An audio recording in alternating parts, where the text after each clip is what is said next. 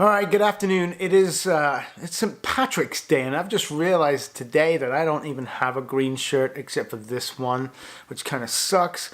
But I'm a graphic designer, so I went and got a green shirt. Now I'm just going to make myself a shirt and show you how I do that. So I've got two things I need to do today. First of all, I need a shirt, and second of all, I need to get rid of all this white space right here. I have some shelves and some stuff to put up on the wall to finish off my studio so we can actually make some more interesting videos for you guys. So that's it. First up, t-shirt. Second up, fix the office.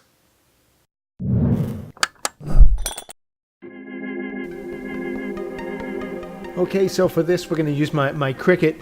Now this is a vinyl cutter, so it can actually cut anything for decals, customizations, any kind of vinyl stickers, but it can also do t-shirt vinyl, and it irons onto the t-shirt. So I quickly whipped up a design in Illustrator, and we have that right here. So let's go ahead and just get some of the vinyl, cut that, and then make a shirt.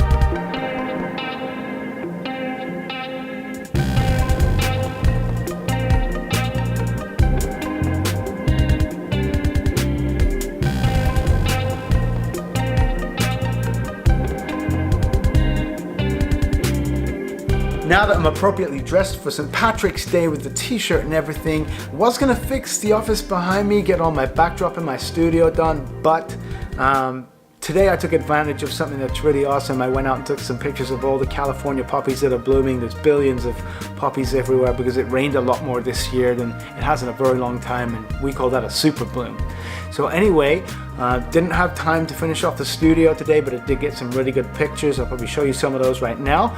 Right now, it's time for Boondock Saints and beer.